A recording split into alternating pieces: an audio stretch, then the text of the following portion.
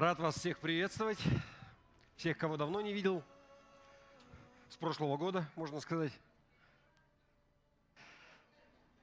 Давайте мы поднимемся на наши ноги, благословим это собрание сегодняшнее, помолимся, как у нас заведено, и будем совершать то, ради чего мы сюда пришли, богослужение, прославим Господа, помолимся, благословим детей. Аллилуйя! Господи, Отец Небесный, благодарим Тебя за милость Твою, благодать к нам. Господи, благодарим Тебя за это морозное утро, за то, что мы смогли прийти сюда своими ногами и можем стоять здесь, славить Тебя, поклоняться Тебе. Господи, мы отдаем это собрание в руки Твои и просим у Тебя Твоего благословения. Просим о том, чтобы Твоя рука, она была над каждым человеком в этом собрании, Господи. Чтобы Ты говорил в сердца людей, Господь. Пусть каждый человек, он получит то, в чем он нуждается. Пусть никто не уйдет равнодушным, Господи. Ты знаешь, что нужно каждому человеку, Господь. Кому-то нужно утешение, кому-то ободрение, кому-то нужен толчок к чему-то, Господи. Отдаем все в руки Твои, уповаем на Тебя. Веди это собрание и действуй, как Ты хочешь, Господь. Пусть будет так. И все сказали? Аминь. Еще раз, да будет так. Давайте ему аплодисменты дадим и прославим Господа.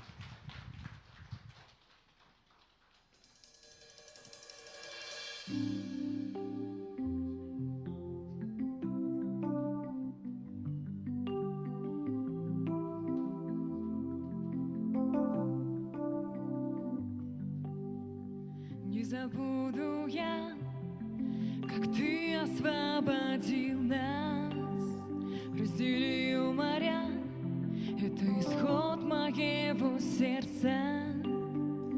Ты спас нас, избавил, воды удерживал Господь. О, Яхве, Бог воюет за меня, одержу победу я. Аллилуйя, аллилуйя. Море разделил Господь, нас глубины Он ведет.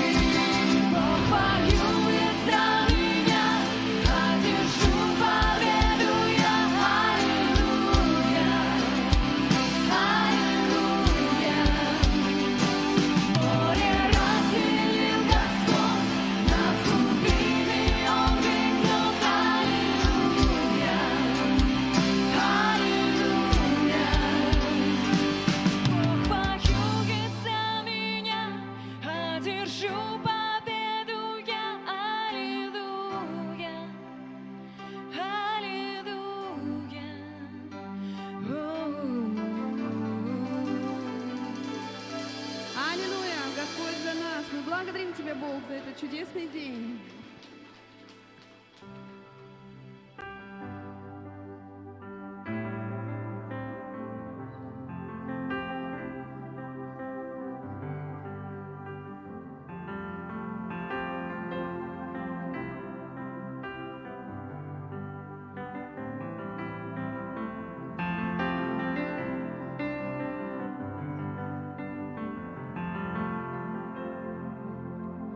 Благословлю тебя на земле, что богата всем, где течет молоко и мед. Благословлю тебя. Благословлю тебя и в пустыне, в которой я, проходя и долиной зла, благословлю тебя. Благословение изливаешь, чтоб славить мне, где бы ни был, что бы делал, я пою тебе, благословлю тебя, мой Господь, благословлю тебя, мой Господь, воспою святое имя Твое, благословлю тебя, мой Господь, благословлю тебя, благословлю тебя, мой Господь, воспою святое имя Твое. Благословлю тебя на земле, что богата всем, где течет молоко и мед. Благословлю тебя. Благословлю тебя и в пустыне, в которой я, проходя и долиной зла, благословлю тебя. Благословение изливаешь, чтоб славить мне, где бы ни был, что ни делал, я пою тебе, благословлю тебя, мой Господь, благословлю тебя, мой Господь, воспою святое имя Твое, благословлю тебя, мой Господь, благословлю тебя, мой Господь, воспою святое имя Твое. Ты можешь все мне дать, ты хочешь все мне дать, и я хочу за все тебя благословлять. Ты можешь все мне дать, ты хочешь все мне дать, и я хочу за все тебя благословлять. Благословлю тебя, мой Господь, благословлю тебя. Благословлю тебя, мой Господь, воспою святое имя Твое. Благословлю тебя, мой Господь, благословлю тебя, мой Господь, воспою святое имя Твое. Благословлю тебя, мой Господь, благословлю тебя, мой Господь, воспою святое имя Твое. Аллилуйя!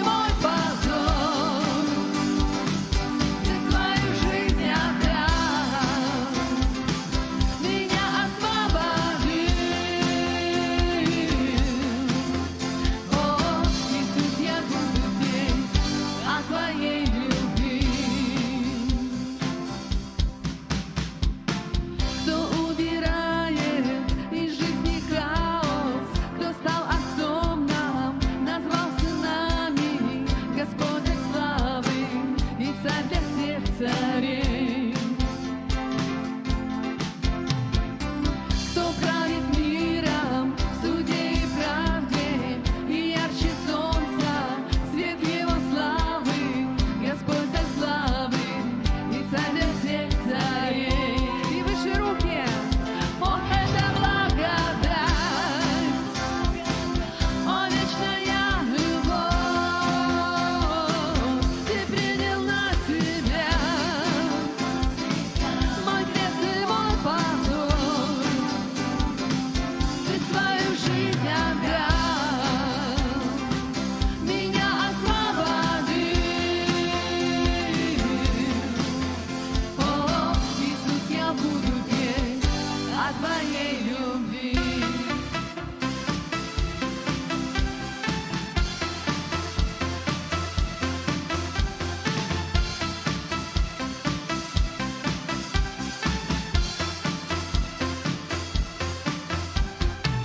Ким караңаны, анины көйбі, ким дүппет тапталын, бие хәбер бир, үрдүттен үрдү, быластан таңара. Билбенин күйе, тәңнәспе тоққада, тыннадуға бары, әнин егер тура, үрдүттен үрдү, быластан таңара. Oyun gelen müdür, o barama tapta, bir ezgen ılmış, hani bun harabı, olup kun derengi, migin boz kolodu. O, Иисус, sen taptalı, угунанылыбы. Агнец Божий заклал за нас, Агнец Божий славу достоин принять, Агнец Божий заклал за нас, Агнец Божий славу достоин принять, Агнец Божий заклал за нас, Агнец Божий славу достоин принять, Агнец Божий заклан за нас, достоин, достоин, достоин Он, о, это благодать, о, вечная любовь, ты принял на себя мой крест и мой позор, ты свою жизнь отдал, меня освободил. О, Иисус, я буду петь о твоей любви.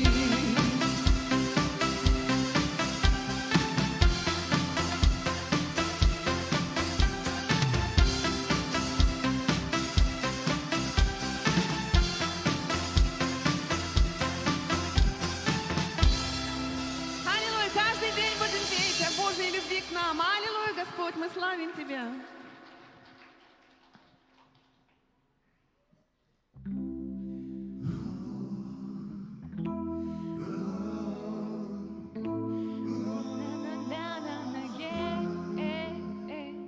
Пускали мыльные пузыри, плясали мы до зари в пыли, под кроной старого тополя пели, плясали и топали, кострами пахли и ветрами, в святую радость одетые. Улыбались новому миру мы, струны рвали, дышали рассветами. Смотри, смотри, зашла, зашла звезда, наша с тобой звезда. И все сердца, сердца осветила она, звезда Вифлеемская, это звезда Христа. Парарара, парапа, это звезда Христа. Парарара, парапа, это звезда Христа. Парарара, парапа, это звезда Христа. Парарара, парапа,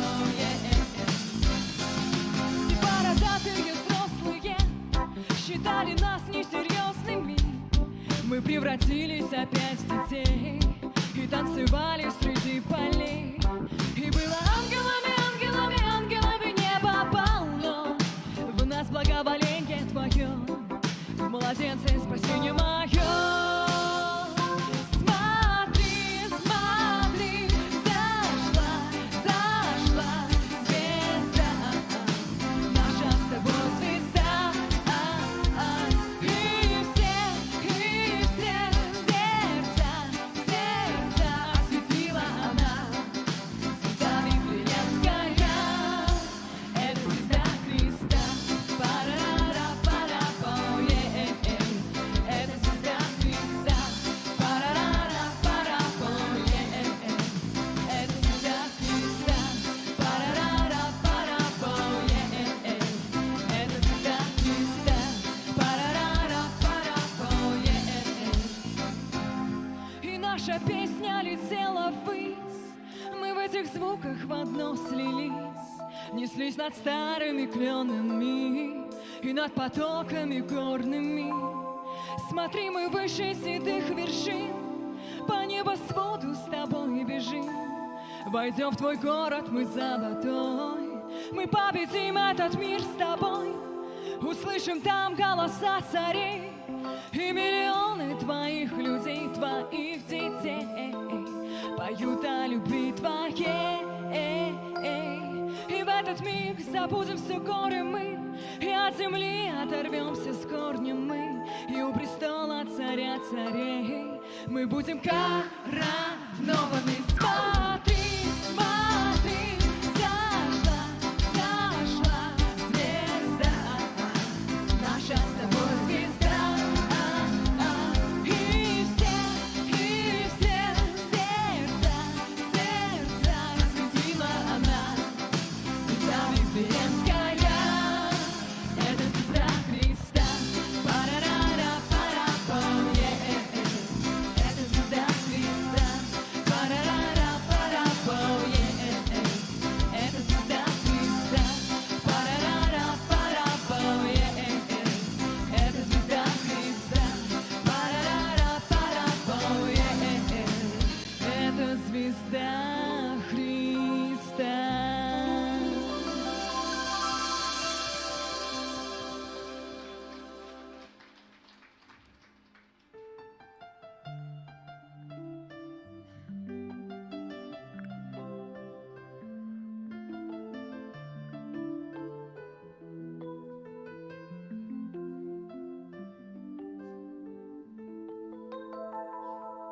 Белый снег кружится над землей.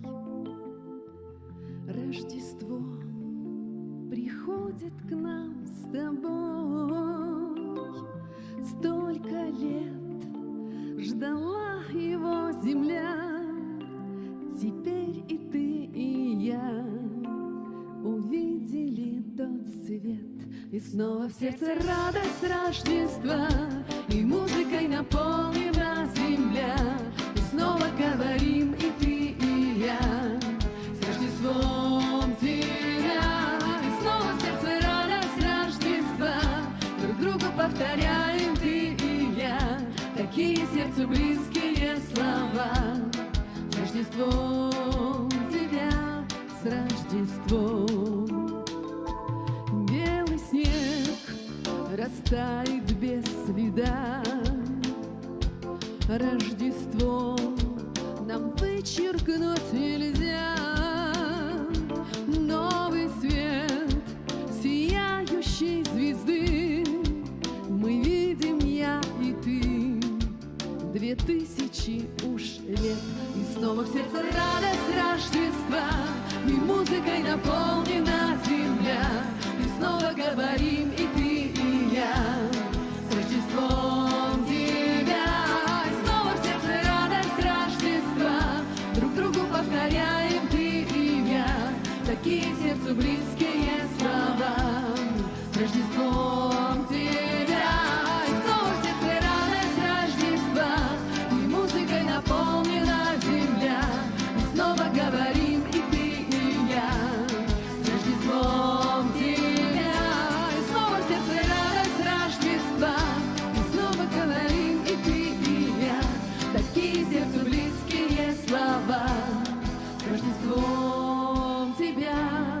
С Рождеством тебя, с Рождеством, с Рождеством!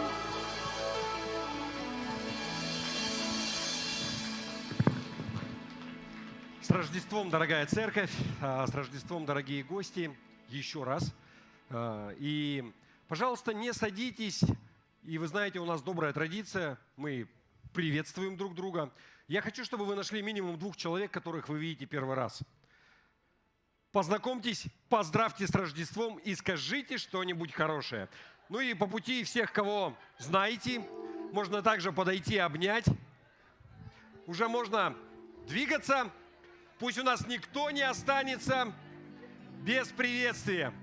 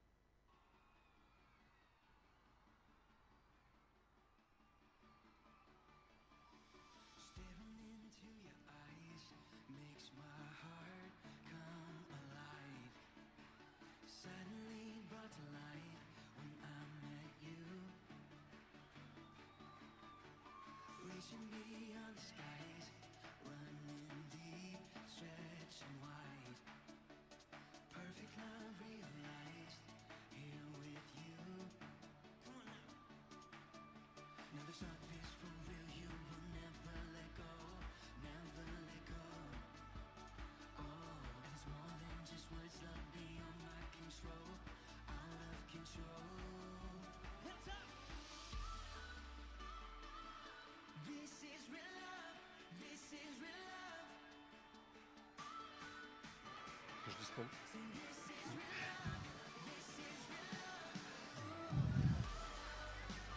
Хорошо, и пока мы еще приветствуем друг друга, можно попросить детей выйти вперед. Перед сценой, пожалуйста. Дети, подростки, выходите. Мы на каждом собрании молимся за детей, за подростков. И Рождество у нас не исключение.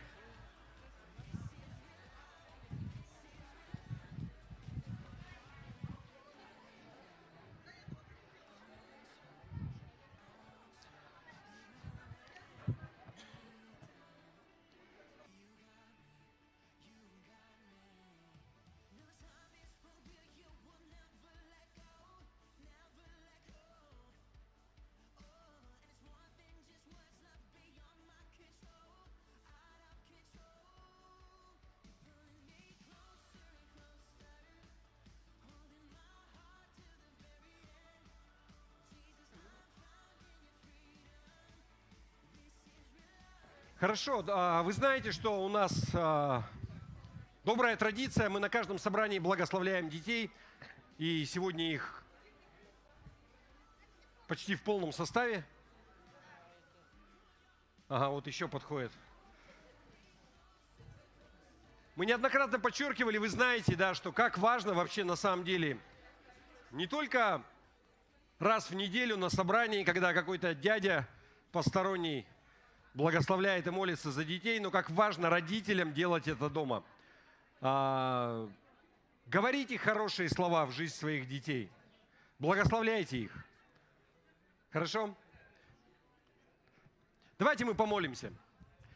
Отец Небесный, Господь, благодарим Тебя за каждого ребенка, за каждого подростка в нашей церкви, за всех, кто сейчас здесь находится, а также за всех, кого нет по каким-либо причинам, Господи. Где бы они ни находились, Господи, благослови их, как мы их благословляем сейчас, Господи. Благословляем их крепким здоровьем, благословляем их хорошими друзьями, верными друзьями, Господи. Благословляем их хорошими наставниками, Господи. Сделай так, чтобы в их жизни были люди, которые бы оказывали на них положительное влияние, на становление их характера, на становление их как личности, Господи. Пусть они будут хороший пример для подражания.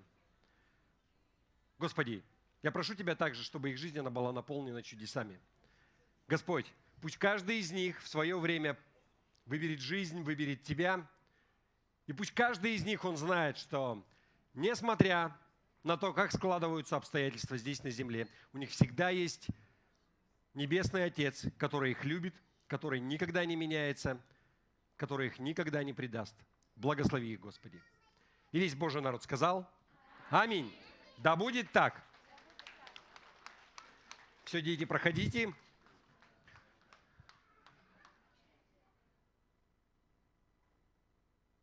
Да, пожалуйста, присаживайтесь. И у нас сегодня праздничное собрание. И мы снова празднуем Рождество. И мы касались того, почему мы это делаем, да, почему мы делаем дважды.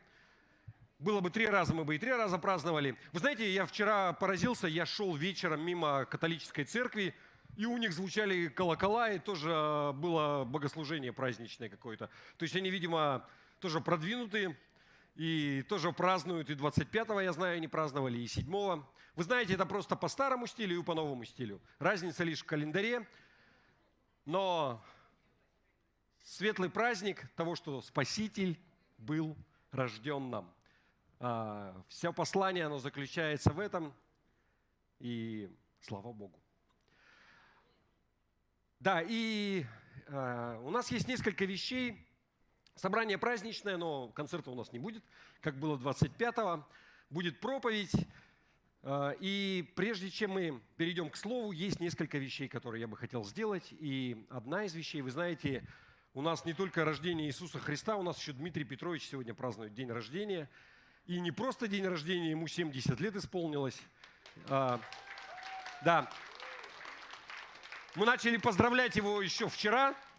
Я ему позвонил, тоже такой радостный. Он говорит, как-то рано еще, только завтра. Поэтому, здорово подгадал, как видите, на Рождество. И давайте мы помолимся за него. Мы помолимся также за всех именинников, кто есть, но за Дмитрия Петровича особенно. Хорошо? Давайте. Потому что муж верный, если кто не знает, тот человек, благодаря которому у нас дорожки чищены, ковер пропылесосен там и так далее. То есть вот он с лопатой приезжает и все это дело делает. Есть другие люди тоже, но да, старая гвардия, она как бы никогда не подводит. Давайте мы помолимся за него. Отец Небесный, Господи, благодарим Тебя за нашего брата во Христе. И просим Тебя, Господи, благослови его, как мы его благословляем. Господи, укрепи его здоровье физическое прежде всего. Укрепи его духовное здоровье, Господи. Благослови его супругу, его детей, его внуков, Господи, всю семью, Господи. Чтобы они были ему надеждой и опорой, Господи. И чтобы они ему помогали. И веди его дальше в служении, Господь. Говори в его сердца, в его сердце, в сердце его супруги, Господи. Пусть у них будет мир, пусть будет единство в семье, Господи. Пусть он слышит голос Твой. Как никогда, Господь. Говори ему. И пусть жизнь будет наполнена радостью. Я провозглашаю это. Радость во имя Иисуса Христа. И весь Божий народ сказал. Аминь. Да будет так. Дмитрий Петрович, небольшой такой, это от церкви, это не от меня. Знак признательности. Спасибо большое. Хорошо, и также, я так понимаю, что мы сегодня поздравляем именинников, всех, кто был рожден в декабре. Правильно? Как мы это делаем? Добро пожаловать. У кого день рождения в декабре?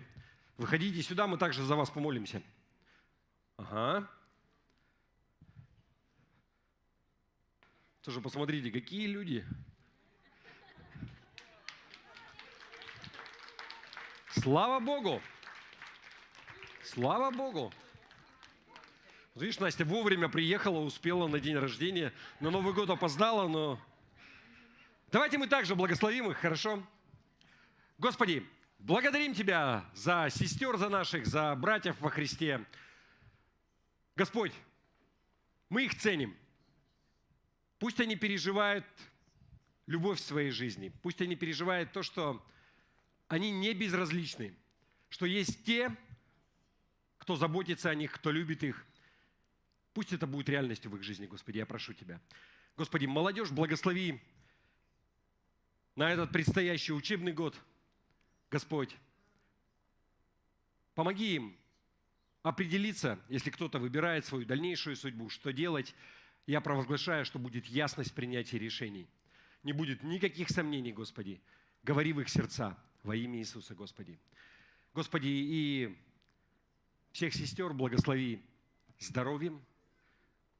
Пусть будет любовь, пусть будет радость во имя Иисуса Христа. Аминь.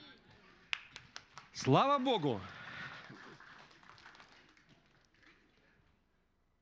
Вы заметили, у нас, кто-нибудь почувствовал у нас разницу в звуке сегодня, потому что мы, вот те порталы, те колонки, которые у нас были на прошлом собрании, мы были вынуждены их отдать, потому что они были не наши. У нас есть надежда, что мы возьмем их еще попользоваться на какое-то время. Но это говорит о том, что нам нужно купить свои, достаточно хорошие. Вот. Хотя это, наверное, неплохо, да? Слава Богу. Что еще? Давайте, вы не вставайте, мне просто как-то вас вот постоянно дергать. Мы не помолились еще, да? Мы не помолились за нужды и праздничное собрание. Я не могу вам запретить вставать, если кто хочет, но можно сидя. Давайте мы помолимся, хорошо? Такое разрушение религиозных стандартов. Потому что на самом деле, вы знаете, Богу можно молиться всегда. Молитва – это что такое вообще? Это разговор с Богом, да? И это не обязательно какая-то просьба. Очень часто молитва – это просто разговор. Когда ты спрашиваешь, и Бог, Он ценит, когда сердца, они открыты, и ты готов слышать. И, знаете, когда в транспорте ты едешь, и у тебя нет возможности встать, можно молиться или нет? Я тебе скажу, нужно. Особенно если самолет начинает крыльями махать, а он не должен, и ты смотришь в окошко, вот самое время. И можно не вставать. Поэтому я не к тому, что вы в такую ситуацию попадете, но давайте практиковаться будем сейчас, хорошо? Господь, мы благодарим Тебя за каждого человека в нашей церкви, всех, кто здесь находится, Господи. И в этот особенный день, в день рождения Иисуса Христа, мы просим Тебя прежде всего за каждого человека, который не смог сюда прийти по причине болезни. Может быть, кто-то здесь находится сейчас, и у него есть какая-то болезнь. Мы просим Тебя за нашу сестру Людмилу. Господи, у нее диагноз рак, и ее оперировали, и опять поставили операцию, что-то отменяют, и она сама не хочет брать трубку. И, Господи, я прошу Тебя, мы просим, соединяемся в этом, Господи, исцели ее. Дай ей полное исцеление и восстановление, Господи. И прежде всего, Господи, пусть сердце ее, оно не ожесточится, Господи. Укрепи ее. Дай ей радости, дай ей утешение, Господи, во имя Иисуса Христа. И также мы просим за любого человека, у которого есть какой-то недуг, Господи. Может быть, это просто обыкновенный насморк. Во имя Иисуса Христа в этот день я провозглашаю исцеление и божественное здоровье в жизнь каждого человека. Господи, мы просим Тебя также за все церкви в нашем городе, в нашей республике, по всему Дальнему Востоку и в России, Господь. Благослови каждого пастора, всех лидеров, Господи. У Тебя одна церковь, много поместных общин, где бы они ни находились. И у Тебя для каждой общины есть какое-то свое предназначение. Пусть каждая церковь, она войдет в это предназначение, пусть она исполняет то, к чему она призвана. Она прежде всего распространяет Евангелие, добрую весть и проповедует Христа распятого. Господи, мы просим Тебя также за правительство нашей страны, нашей республики и нашего города. Тяжелая ситуация в мире, в стране, Господи, и несмотря ни на что, просим Тебя, веди этих людей, дай им мудрости, окружи их такими советниками, которые будут давать им правильные советы. И пусть, несмотря ни на что, жизнь в нашем городе, в нашей республике, в нашей стране, она меняется к лучшему. И весь Божий народ сказал: аминь. Да будет так. Слава Богу!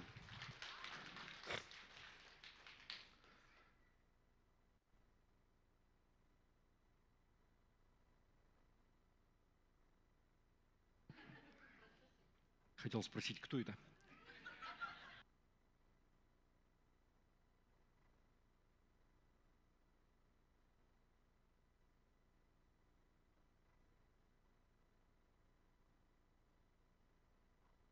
Да, слава Богу. И мы сегодня также, как и на всех собраниях сейчас, как у нас стало заведено, будем принимать причастие или хлебопреломление. И чтобы нас в конце ничто не отвлекало, у нас также немаловажная часть служения – это десятины и пожертвования. И можно попросить уже ведра, есть реквизиты карты. Вы знаете, что церковь, она существует на пожертвования, на десятины. И мы не очень учим об этом на собраниях. Если вы первый раз в церкви и вас это напрягает, просто расслабьтесь. Никто не заставляет, руки не выкручивает.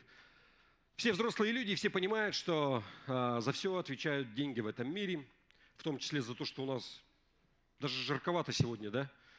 Я когда прогноз увидел, я подъехал и на пару градусов котел вчера вечером прибавил. Видимо, зря. Потому что, не знаю, как вам, мне прям что-то тепло. Да, очень хорошо. Надо пиджак, наверное, снять. Но, знаете, когда такие вещи происходят, это гораздо лучше, чем кто был на первом этаже, когда руки к микрофону примерзали. Я вам скажу, что лучше вспотеть чуть-чуть. Слава Богу!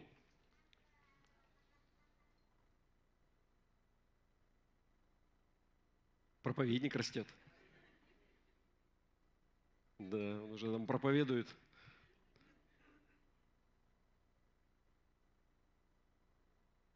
В этот праздничный день я бы хотел такую тему затронуть. Проповедь называется «Чем мы жертвуем ради Христа?». И я начну с такой истории, настоящей истории, которая случилась в церкви. Кто-то уже слышал ее, потому что, вы знаете, вот как-то, когда проповедуешь, вот с идеями, может быть, как-то напряга не возникает, вот с примерами, с жизненными, как-то тяжело их находить где-то, потому что жизнь, она вроде бы одна, и не так много примеров. В одной церкви была рождественская постановка на Рождество, то есть спектакль. И, то есть вы знаете, мы когда-то тоже делали, вот, когда в спектакле показывается непосредственно история Рождества. И кто вообще читал историю Рождества, кто читал Евангелие? Вы знаете, 2 Евангелия описывают вообще все вот это, да? И стандартная история. И один мальчик, он очень сильно хотел быть Иосифом. Прямо у него было большое желание вот взять Марию под руку, пройтись по сцене. А его поставили, дали ему роль начальника, вот этого постоялого двора или гостиницы, куда, собственно, Мария с Иосифом пришли. И он очень разочаровался. И в процессе репетиций он играл свою роль, но он постоянно вынашивал план мести, как он отомстит, как он поквитается с этим парнем, которому отдали его роль Иосифа. И вот представьте, то есть рождественское утро, идет спектакль, Мария с Иосифом, вы знаете, то есть они приходят в Вифлеем, стучатся в дверь, и что должно произойти? Не было места для них, потому что была перепись, все дома были заняты, гостиницы заняты, и им пришлось остановиться в хлеву, да, или в сарае с животными. Вот. Они подходят, они стучатся в дверь гостиницы, хозяин открывает, вот этот мальчик, и Иосиф говорит: у вас есть комната, мы бы хотели остановиться на ночь со своей женой. И тут Он распахивает дверь и говорит: добро пожаловать, я вас так ждал. У меня есть самая лучшая комната для вас. Наступает такая пауза, и вот этот мальчик, который играет Иосифа, он весь растерялся, что делать, что происходит. Отдать ему должное, быстро сориентировался. Знаете, он посмотрел вовнутрь, сделал вид, что он смотрит внутрь дома и говорит, что моя жена в такой помойке не остановится. Пойдем лучше переночуем в сарае. На самом деле этого нет в Евангелиях, да? Иосиф, он не говорил эти слова. Вы понимаете это? На самом деле, вы знаете, я задался вопросом, специально пробежался, пересмотрел. Иосиф вообще ничего не говорил. Ну, по крайней мере, вообще ничего не записано. Ни одного его слова, никакой реакции. Давайте мы прочитаем Евангелие от Матфея, 1 глава, с 18 по 24 стих. История рождения Иисуса Христа такова. Так, я вам прочитаю в новом русском переводе, хорошо? Чтобы время сэкономить, не в синодальном, в новом русском, потому что есть несколько мест. Мне кажется, оно будет получше. Итак, история рождения Иисуса Христа такова. Его мать Мария была обручена с Иосифом, но прежде чем они поженились, оказалось, что она беременна. Младенец, которого ей предстояло родить, был от Святого Духа. Будущий муж Марии Иосиф был человеком праведным и, узнав об этом, хотел тайно отпустить Марию, не придавая делу огласки, чтобы не опозорить ее. Но когда он принял такое решение, ему во сне явился ангел от Господа и сказал: «Иосиф, сын Давидов, не бойся взять Марию в жены, потому что младенец, что в ней, от Святого Духа. Она родит сына, и ты назовешь его Иисус, потому что он спасет свой народ от грехов их». Все, что произошло, было исполнением того, что Господь сказал через пророка. «Вот дева забеременеет и родит сына, и назовут его Иммануил», что значит «с нами Бог». Пробудившись ото сна, Иосиф сделал так, как велел ему ангел Господень, и Мария стала женой Иосифа. Меня поражает то, что вот Иосиф, знаете, вот представьте, тебе снится сон. Ну, то есть, во-первых, ты узнаешь, что твоя невеста, она беременна. Ну, и ты понимаешь, что не ты отец. И он хочет ее с миром отпустить, чтобы не предавать ее, чтобы не было позора такого. Но приходит ангел и говорит ему, что это от Бога. Во сне. Он просыпается, ничего не говорит и просто берет ее в жены. Дальше, Матфея 2 глава, 13-15 стих. Говорится следующее. «После того, как мудрецы ушли, Иосифу во сне явился ангел от Господа и сказал: вставай, возьми младенца, его мать, и беги с ними в Египет. Оставайся там, пока я не скажу, потому что Ирод собирается найти младенца и убить его». Иосиф взял младенца с его матерью, и ночью они ушли в Египет. Там он оставался до смерти Ирода.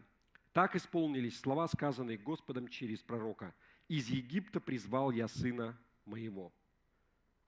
Еще раз. Иосиф вообще ничего не говорит, не возражает, ничего. Представьте, ему ангел явился, сказал, он просыпается, берет жену в Египет. То есть, это несколько сот километров, приблизительно там километров 700, наверное, они пересекали это, я не знаю, как до Нерюнгри у нас пешком. Не зимой, конечно, но все равно, да? Представьте, другое государство совершенно. И снова, смотрите, Матфея 2 глава, 19-23 стих, что говорится. «После смерти Ирода Иосифу в Египте во сне явился ангел от Господа. Вставай, — сказал он, — возьми ребенка и его мать и возвращайтесь в Израиль. Тех, кто хотел убить ребенка, уже нет в живых». Иосиф взял ребенка и его мать, и они отправились в израильскую землю. Однако, когда Иосиф узнал, что в Иудее вместо Ирода царствует его сын Архилай, он побоялся возвращаться. Но, получив во сне еще одно указание, пошел в Галилею и поселился там в городе Назарете. Так исполнились слова пророков, что его будут называть Назарянином. Еще раз я хочу обратить ваше внимание, что Иосиф не говорит ни слова.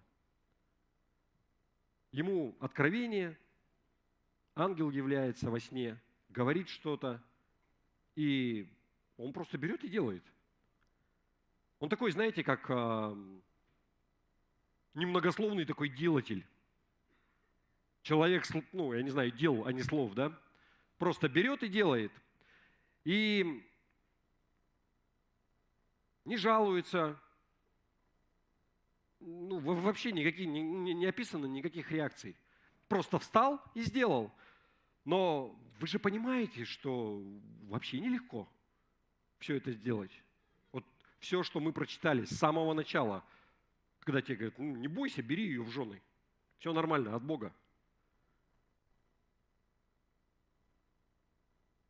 Вообще Иосиф, он не рассчитывал, что он будет отцом ребенка, ну, вернее, не так, что он будет воспитывать ребенка, чем он отцом не является.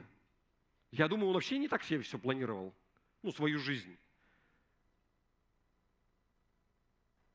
Он ну, не рассчитывал на то, что ему придется мотаться из страны в страну, где-то бегать там по всему Аравийскому полуострову и прятаться от солдат Ирода, потому что они искали, чтобы убить и ребенка, и их всех. Он совсем не ожидал того, что ему придется бежать в Египет. И, конечно же, он не рассчитывал на то, что он будет ответственен за воспитание, за сохранность Божьего Сына, что ему придется это все делать, да?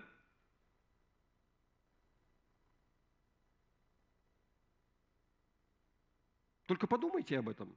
Потому что история, она такая, ну, как бы очень скупа вот здесь на эмоции, на какие-то вот описания деталей. Просто говорится, вот ему там явилось во сне, он встал, пошел и сделал. Но ты представь, что это, например, тебе такое. Какой должен быть уровень доверия? То есть я что хочу сказать? Иосиф, человек, который точно знал, что это Бог. Да, когда ему какие-то видения приходят.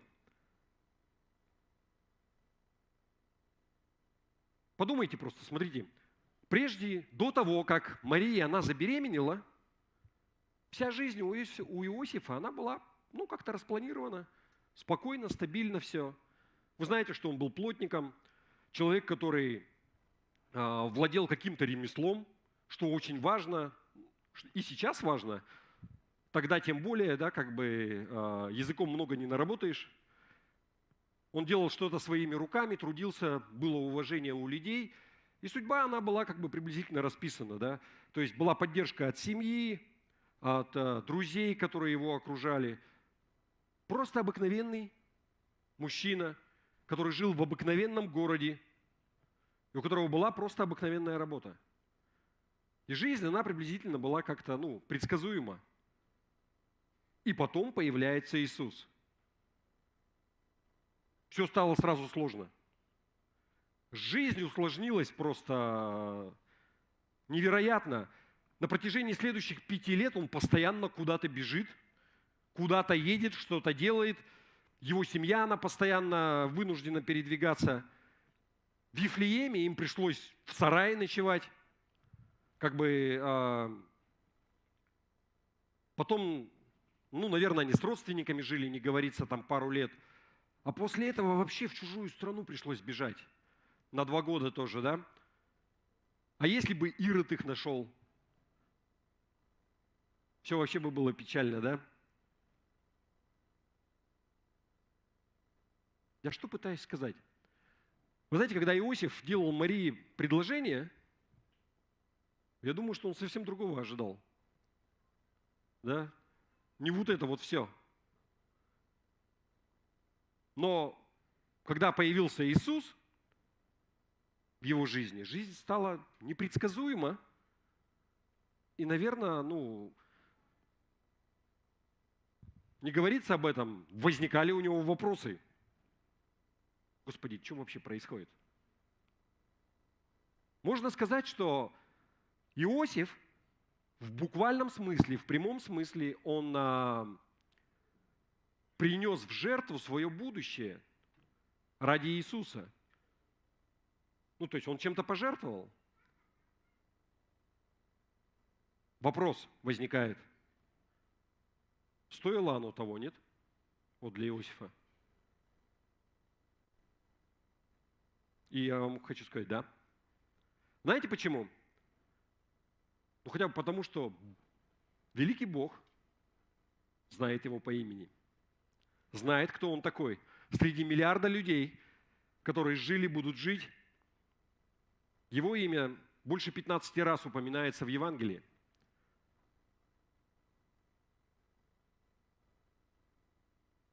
И вы знаете, каждый раз, ну вот я говорил, что в Евангелии, когда рассказывается история о рождении Иисуса Христа, имя Иосифа, оно всегда упоминается. Не последний человек. Хотя, давайте мы посмотрим, как вообще начинается. Матфея, 1 глава, 19 стих. И тоже новый русский перевод здесь. Смотрите. Будущий муж Марии, Иосиф, был человеком праведным. Я вам могу сказать, что не так много людей названы в Библии праведными. Совсем немного. И, может быть, я ошибаюсь, но я насчитал, помимо Иосифа, всего 4. И это Авель, Ной, Авраам и Лот. К Лоту вообще вопросы. Почему, да? Но вы знаете, что хочу сказать. Иосиф, он входит в такую вот малочисленную группу людей, которых Бог избрал, назвал праведными, и он показал, и он сказал, что я хочу, чтобы вы знали их, да, то есть праведный. Бог говорит, что я хочу, чтобы вы были такими, как они, да. Я хочу, чтобы вы были такие, как Иосиф, как человек, который произвел впечатление на Бога. Он праведен пред Богом, поступал всегда правильно. И вы знаете, я думаю, что потому что вот он был праведный, поэтому Бог его выбрал, чтобы он заботился о его сыне. И в чем вот его праведность? Вы представьте, я думаю, что не каждый мужчина мог бы вот так услышал, пошел и сделал. Услышал, встал, пошел и сделал. Не роптал, не ныл. Он чему там? Вы помните, так много примеров вообще вот в Библии, когда Бог, Он кому-то обращается из мужей Божьих, и что-то не все горят желанием там сразу, да, конечно, Господи, там побежал. И нет, начинают куда-то увиливать, и Богу приходится их куда-то там, загонять, да, как бы в волю. Здесь вообще никаких вопросов. Я думаю, что Бог, Он выбрал Иосифа, потому что, тут как бы все настолько важно, как бы нельзя ошибиться, да? Человек был проверенный. Еще раз, Бог мог доверять Иосифу, что все, что он ему скажет, тот сделает. Вдумайтесь в это. Бог говорил, Иосиф слушался сразу. Но самое интересное, и после этого Бог снабжал его всем для того, чтобы совершить это.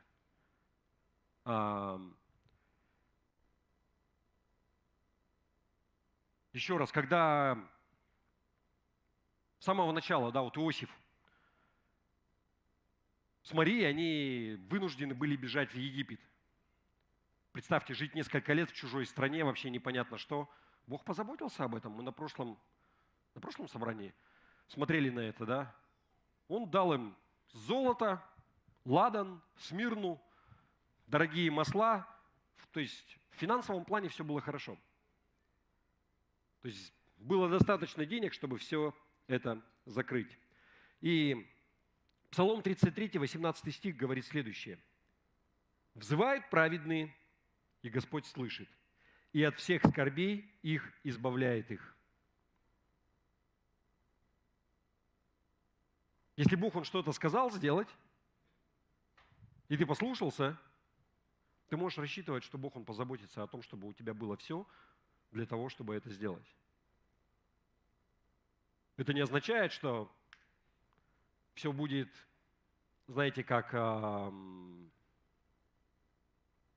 лимузины, пятизвездочные отели и так далее, и так далее, и так далее. Нет, будут сараи, возможно, где-то, да? Нужда какая-то, но Бог закроет все. Еще раз, стоило ли это всего вот через то, что прошел Иосиф, все, что он пережил, ради чего? Ради того, чтобы Бог, Он мог использовать его так, как Бог, Он хочет.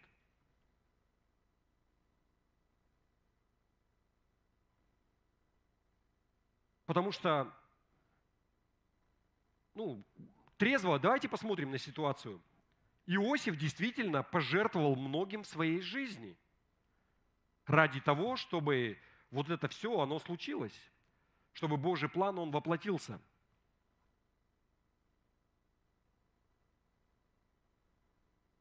Я вам больше скажу, давайте посмотрим вообще, кто-то может быть на свою жизнь. Когда Иисус, Он входит в твою жизнь, прикасается, приходится чем-то жертвовать.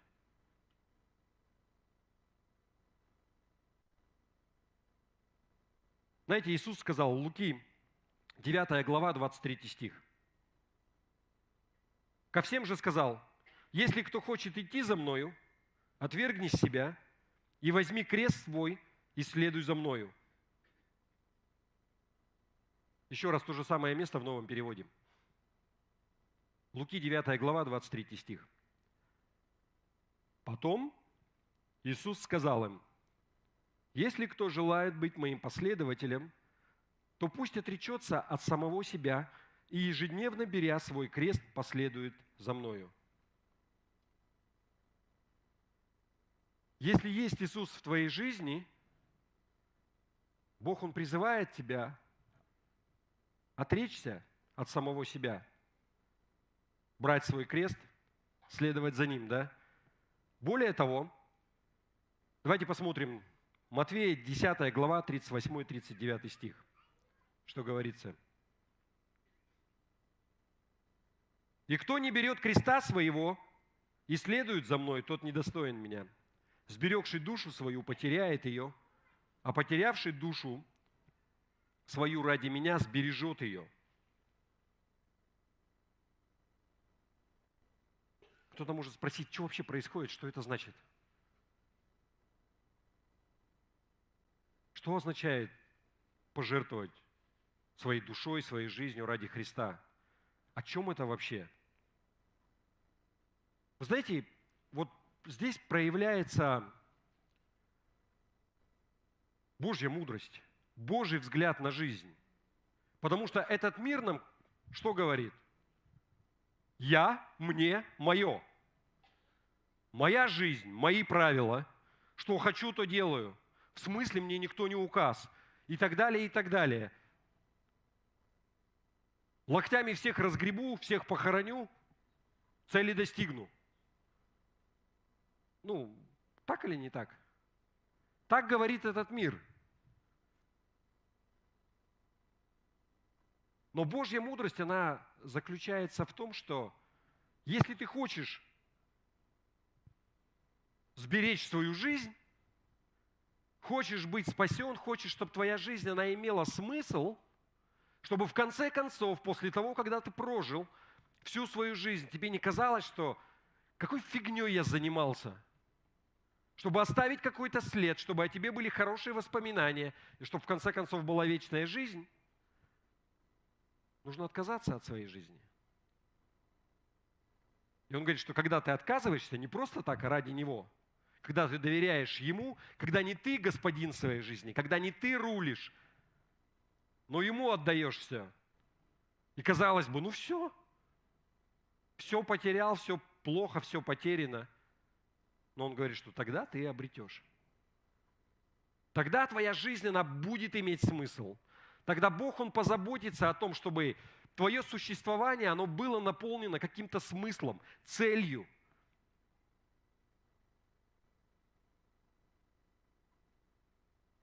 Я прочитал как-то мысль такую одного мыслителя, философа. Он говорил, что жизнь,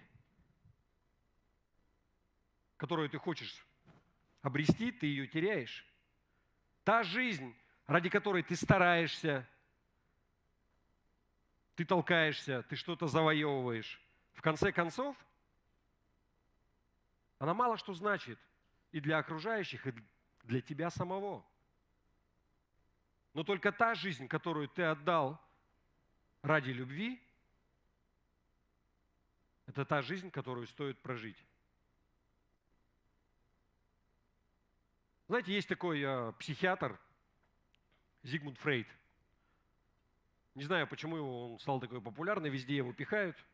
Вы знаете, у него в том числе есть такая фраза. Он сказал следующее: «В глубине своего сердца я абсолютно убежден, что дорогие мне окружающие меня люди, за редким исключением, совершенно никчемные». И вы знаете, что говорит Иисус вот здесь, когда говорит, что отвергни себя?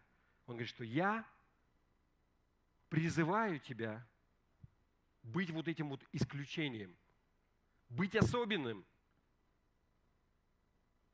Иисус говорит, что я призываю тебя не быть никчемным, но быть ценным, чтобы жизнь твоя, она была наполнена смыслом.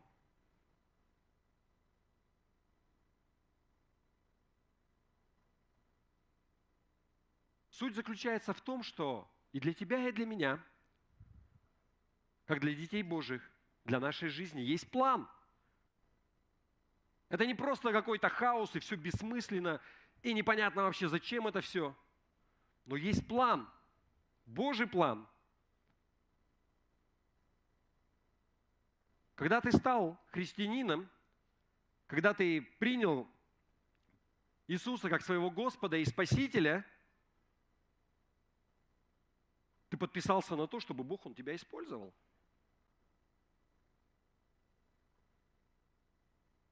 С этого момента для тебя есть Божий план в жизни. Есть цель от Бога для твоей жизни. Наши жизни, они не бессмысленные, они не просто так. Они имеют значение. Есть ценность в жизни каждого человека, каждого верующего. И Бог дает смысл. Он наполняет жизни смыслом и дает цель. Ефесянам 2 глава, 10 стих. Все знаете это местописание. «Ибо мы Его творение, созданы во Христе Иисусе, на добрые дела, которые Бог предназначил нам исполнять».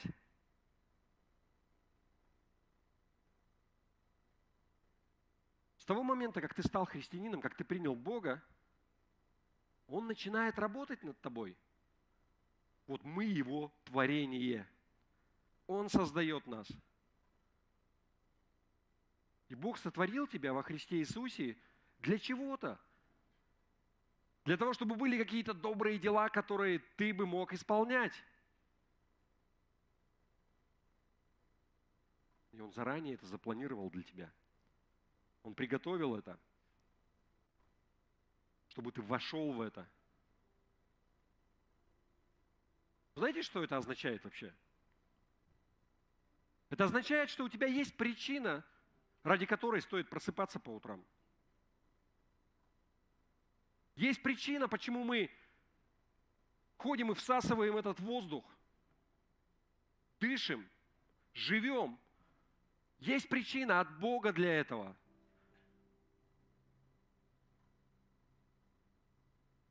Есть что-то важное, что ты можешь сделать для Бога.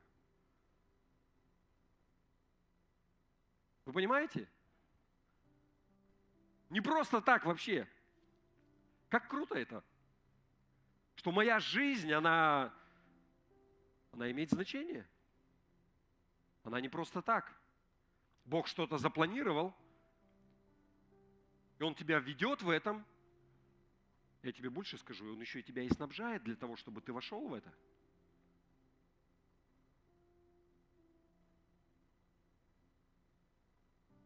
Это означает, что Бог ценит нас.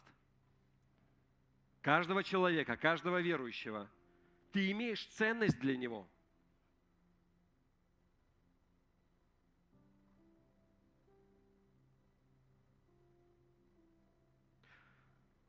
Я вот приводил как пример вот все те жертвы, на которые пошел Иосиф ради того, чтобы воплотить вот этот Божий план в жизнь с рождением Иисуса Христа, когда Иисус, Он появился в его жизни. Вы согласны, что Он жертвовал? Что не просто так. Человек пошел на жертвы определенные. Он пожертвовал чем-то, своим будущим, своим отношением, своей гордостью. Но что я нахожу интересным? Вы знаете, нигде не написано, чтобы он хоть раз пожаловался. Бог говорил, Иосиф слышал, он подчинялся, он шел и делал. Вся его жизнь, она перевернулась просто с ног на голову. Но он просто доверял и подчинялся.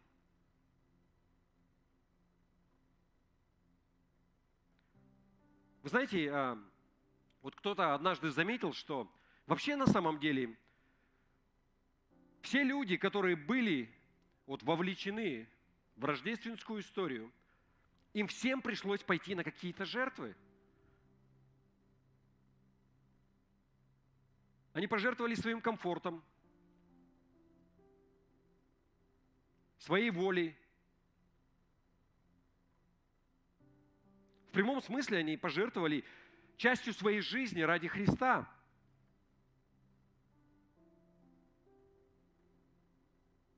Например, знаете, мудрецам, как бы вообще некомфортно было, да, вот какие-то мудрецы с Востока.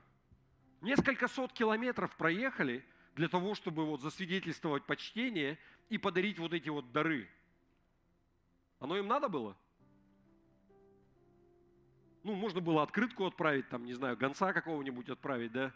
На верблюда посадил, пусть он съездит, как бы найдет, и там, давай его озадачим. Что, не можем, что ли? Нет, они все собрались, вот и поехали.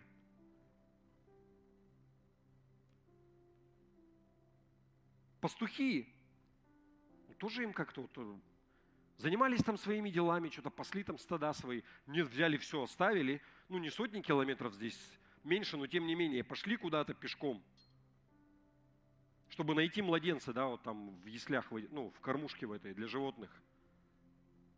Мария, вот кому точно было, да, сначала вообще говорят, забеременеешь от духа, да, как бы уже само по себе даже вот это.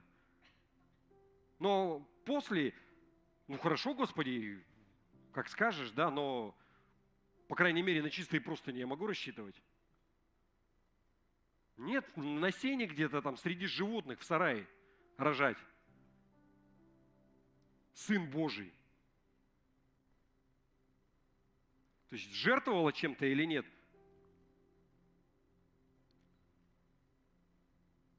Совсем не то, на что она, может быть, рассчитывала, да? И Иосиф, про которого мы говорили, тоже не совсем ему комфортно было. И несмотря на это, ни один из этих людей ни разу ни на что не пожаловался. Почему нет?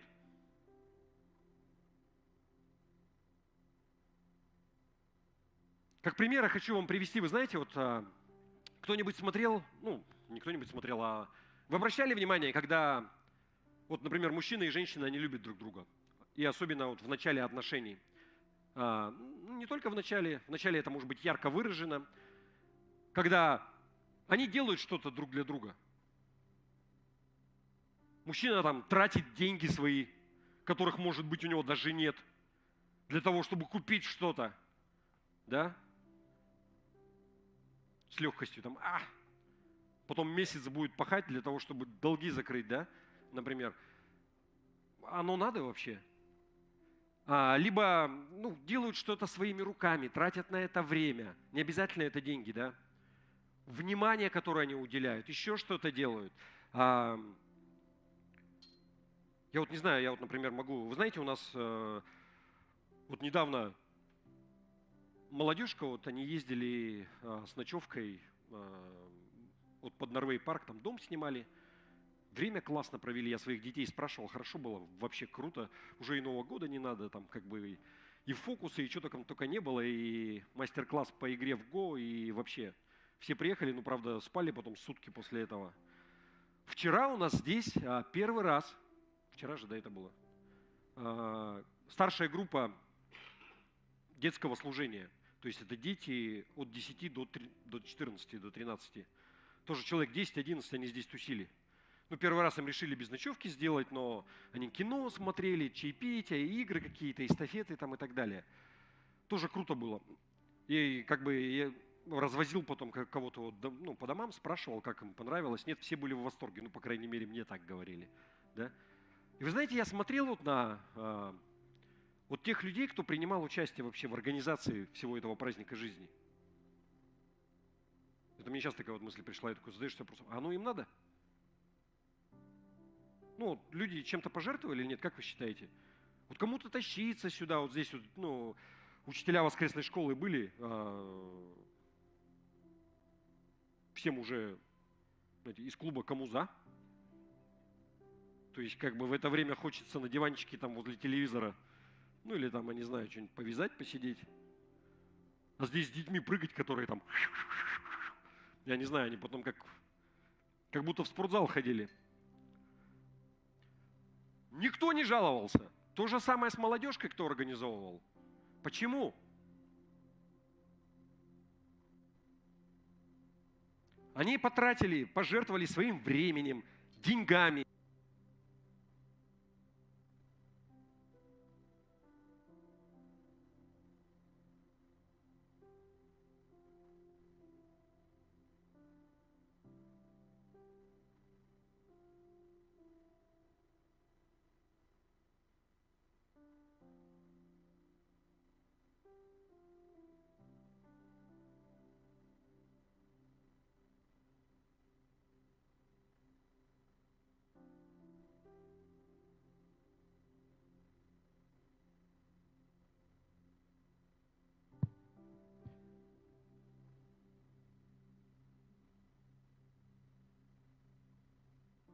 Еще раз, все эти люди, они потратили свое время, деньги, усилия. У кого-то есть свои собственные дети, да? Но никто не жаловался. Знаете, я ни от кого не слышал, ой, мы так много жертвуем. Вот я пожертвовал своим временем. Знаете, потому что когда вот, например, влюбленные люди, вот они начинают, да, вот так, вот если кто-то, я вот так пожертвовал ради тебя многим. Как-то вопрос, да? Ради чего ты вообще это делаешь, да? Знаете, они это делают, потому что они так выражают свою любовь. В отношениях между мужчиной и женщиной, ты делаешь, потому что ты любишь. Потому что ты хочешь сделать что-то особенное, ты хочешь чем-то пожертвовать, потому что любовь – это глагол, потому что это действие, ты что-то делаешь. Потому что если ты говоришь только «я люблю, люблю, люблю» и ничего не делаешь, что-то не так с твоей любовью. Да? Поэтому женщинам не нам нужно слушать, что им говорят. Нужно смотреть, что делают.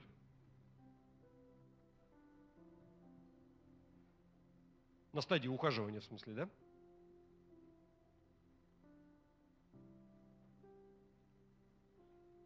Еще раз, если кто-то тебе показывает, как он много жертвует ради тебя, что-то не так с этой любовью, что-то не так вообще в отношениях таких, да?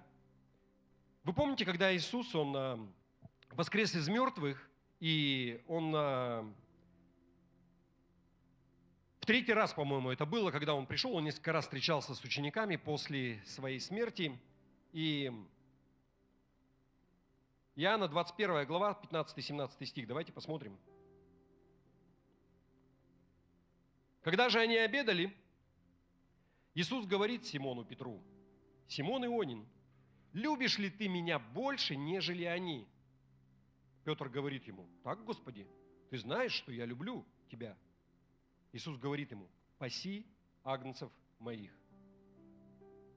Еще говорит ему в другой раз: «Симон Ионин», это все на одном и том же ужине, да, вот одна трапеза. Он его первый раз спросил, прошло какое-то время, он его опять спрашивает: «Симон Ионин, любишь ли ты меня?» Петр говорит ему: «Так, Господи, ты знаешь, что я люблю тебя». Иисус ему говорит: «Паси овец моих». Говорит ему в третий раз: «Симон Ионин, любишь ли ты меня?» Петр опечалился, что в третий раз спросил его: «Любишь ли меня?» И сказал ему: «Господи, ты все знаешь, ты знаешь, что я люблю тебя». Иисус говорит ему: «Паси овец моих». Паси моих овец, корми их, заботься о них. И это то, чем Петр, он занимался с того дня. С того дня Петр, он жил для Иисуса. Он пожертвовал остатком своей жизни для того, чтобы служить Иисусу и заботиться об его овцах.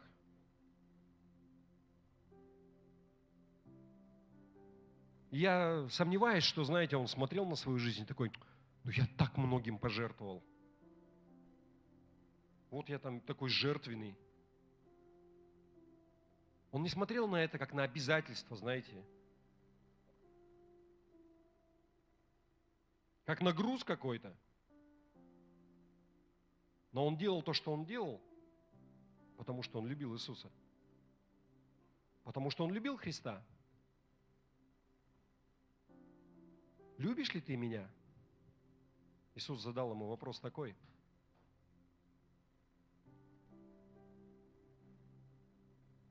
Знаете, иногда пастора или проповедники, когда встречаются, они обсуждают, редко, но бывает такое, знаешь, о чем проповедовал, или какие-то, знаете, какими-то идеями делятся.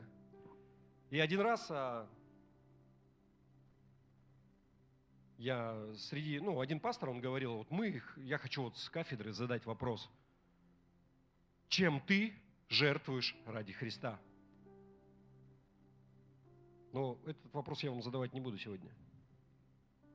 Но вместо этого я хочу представить вот эту ситуацию, что ты сидишь, Иисус рядом, и Он спрашивает тебя: любишь ли ты меня? И если ты ответишь «да», тогда представьте, что Он тебе говорит: паси овец моих, заботься о моем стаде,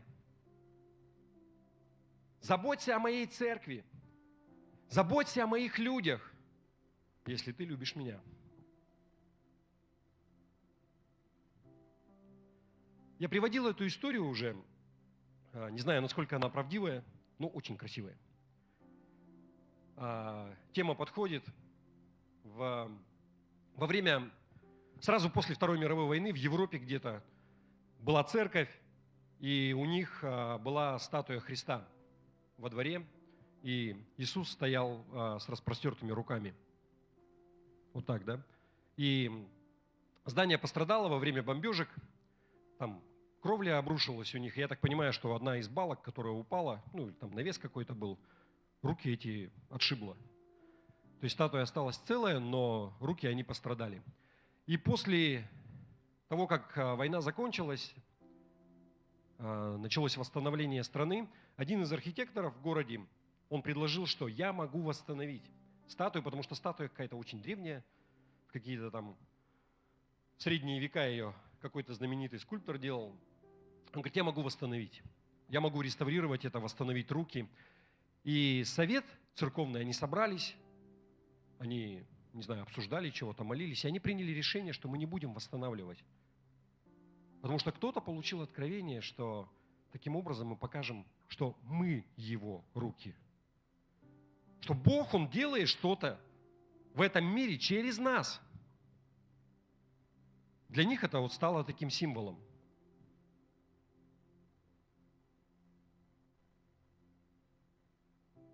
Классный символ. Потому что вы понимаете, что Бог, Он дух. Если Он двигается на этой земле, часто силы природы могут, да, какие-то вещи происходить, что-то может происходить. Но в большинстве случаев Он двигается через кого-то. Через верующих, через братьев и сестр во Христе. И вот то, через кого Он что-то делает, это ты и я. Я хочу, чтобы сегодня мы задали этот вопрос себе. Вот. Любим ли мы Христа? Если да, он говорит, ну давайте заботиться о его церкви, о Его людях. Давайте мы поднимемся.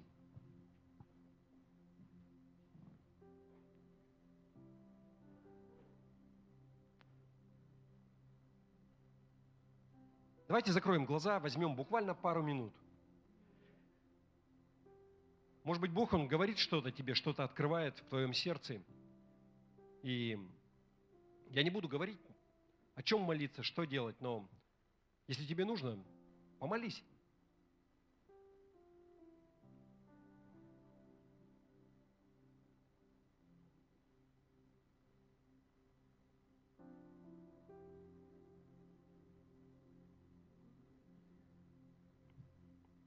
Аллилуйя.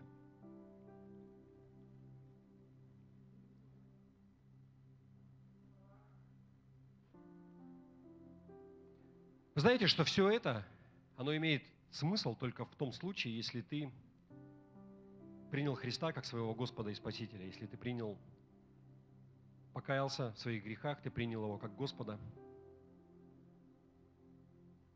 И сейчас я бы хотел задать такой вопрос. Если у нас есть люди в зале, вы ни разу не молились молитвой покаяния, вы не принимали Христа как своего Господа и Спасителя, но хотели бы это сделать. Если есть такие, поднимите руку.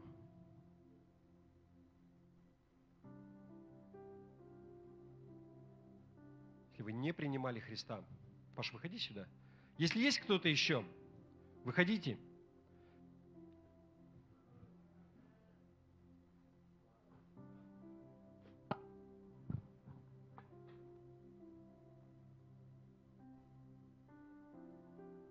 Здравствуйте. 2 минуты дайте нам, хорошо? Мы сейчас помолимся, я кое-что объясню.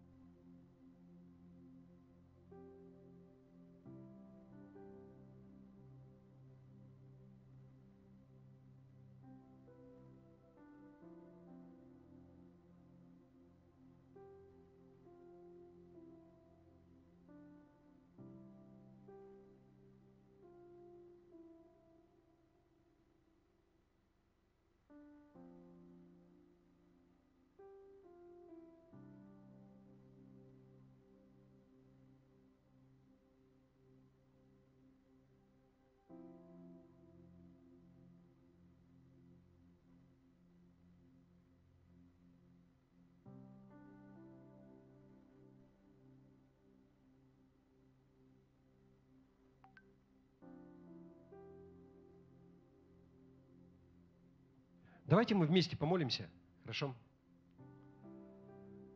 Давайте глаза закроем, чтобы ничто не отвлекало. Отец Небесный, я прихожу к Тебе во имя Твоего Сына, Иисуса Христа. Я прошу Тебя, прости меня, прости мне все мои грехи, очисти меня, сделай меня новым. С этого момента я прошу Тебя, будь моим Богом и моим Отцом. Я признаю, что Иисус Христос – Сын Божий, что Он умер и воскрес на третий день. Отец, я прошу Тебя, веди меня дальше. Говори со мной. Заботься обо мне. Используй меня, как Ты хочешь. Аминь.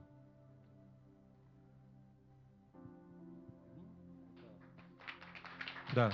И аминь это да будет так. И можно мы за вас помолимся? Как бы благословим просто. Давайте мы всей церковью просто прострем руки и помолимся. Отец Небесный, Господи, мы благодарим Тебя за нашего брата во Христе, за нашу сестру во Христе. И мы просим Тебя, Господи, вот в эти первые дни хождения с Тобой, Господи, чтобы особая благодать была над их жизнью, Господи. Благослови их здоровьем, Господи. Я прошу Тебя, чтобы они видели чудеса, чтобы они начали слышать голос Твой, Господи. Научи их говорить с Тобой, научи их молиться, Господи. Пусть они отличают добро от зла, пусть они слышат Тебя, Господь. И я провозглашаю особую благодать. Господи, если есть какие-то разрушенные отношения, пусть будет полное восстановление, пусть будет мир.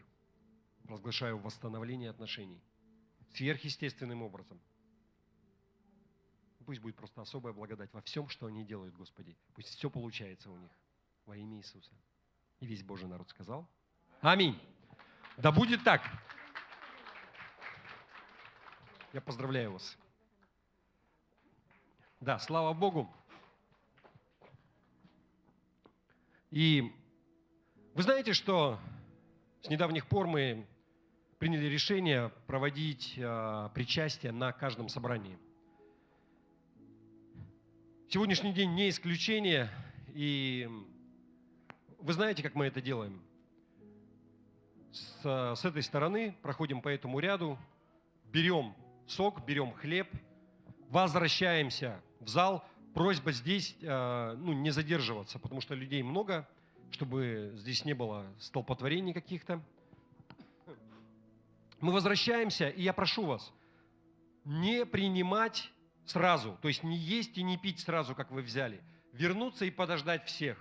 И потом все вместе мы будем принимать причастие, хорошо? И в процессе, когда мы возвращаемся на свои места, вы помните, по 5-6 человек, небольшими группами, давайте поделимся, хорошо? И потом в группе мы будем принимать, и мы пообщаемся. Если у вас будут незнакомые люди с вами, познакомьтесь, спросите. Важно, чтобы каждый чем-то мог поделиться. Хорошо? Давайте мы поднимемся, мы благословим этот сок, этот хлеб.